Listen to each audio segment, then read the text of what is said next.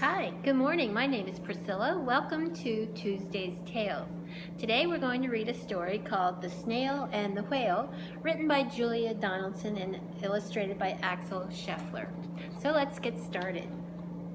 This is the tale of a tiny snail and a great big gray-blue humpback whale. This is a rock as black as soot, and this is a snail with an itchy foot. The sea snail slithered all over the rock and gazed at the sea and the ships in the dock. And as she gazed, she sniffed and sighed, "The sea is deep and the world is wide. How I long to sail," said the tiny snail. These are the other snails in the flock, who all stuck tight to the smooth black rock, and said to the snail with the itchy foot, "Be quiet, don't wiggle, sit still, stay put." But the tiny sea snail sniffed and sighed, then cried, "I've got it, I'll hitch a ride." This is the trail of that tiny snail, a silvery trail that looped and curled and said, "Ride wanted around the world." This is the whale, who came one night when the tide was high and the stars were bright. A humpback whale immensely long, who sang to the snail a wonderful song of shimmering ice and coral caves and shooting stars and enormous waves. And this is the tale of the humpback whale. He held it out of the starlit sea and said to the snail, "Come sail with me." This is the sea, so wild and free, that carried the whale and the snail on his tail to towering icebergs and far-off lands, with fiery mountains and golden sands.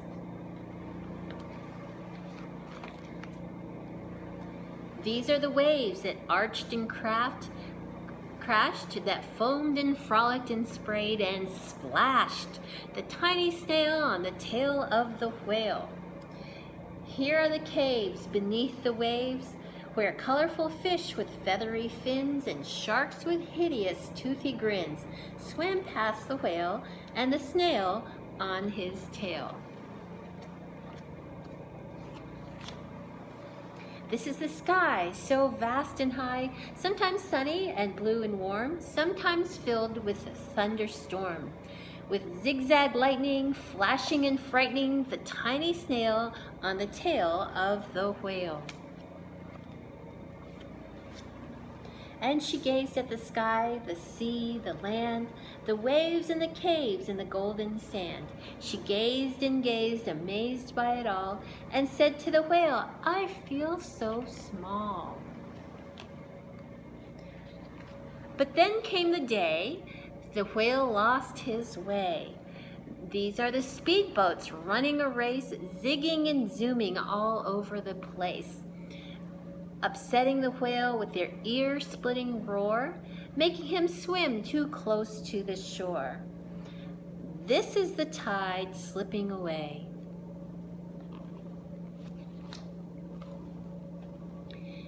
And this is the whale lying beached in a bay. "Quick, off the sand, back to the sea," cried the snail. "I can't move on land, I'm too big," moaned the whale.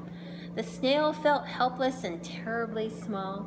Then, "I've got it," she cried and started to crawl. "I must not fail," said the tiny snail. This is the bell on the school in the bay, ringing the children in from their play.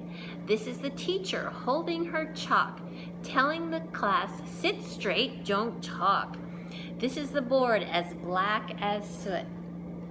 And this is the whale with the itchy foot. "A snail, a snail!" The teacher turns pale. "Look," said the children, "it's leaving a trail." This is the trail of the tiny snail, a slivery trail saying, "Save the whale."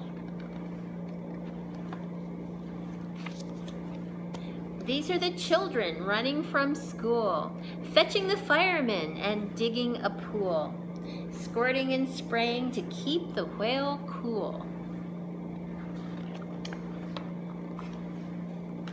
This is the tide coming up from the bay. And these are the villages shouting, hooray! As the whale and the snail travel safely away. They say, back to the dock, and the flock on the rock, who said, how time's flown, and haven't you grown? And the whale and the snail told their wonderful tale of shimmering ice and coral caves, and shooting stars and enormous waves, and how the snail, so small and frail, with her looping, curling, silvery trail, saved the life of the humpback whale. Then the humpback whale held out his tail, and on crawled snail after snail after snail. And they sang to the sea as they all set sail on the tail of the gray-blue humpback whale. So they made it out safely, and the whale got more snails on his tail. So thank you so much for listening to The Snail and the Whale, and hopefully we'll see you next time.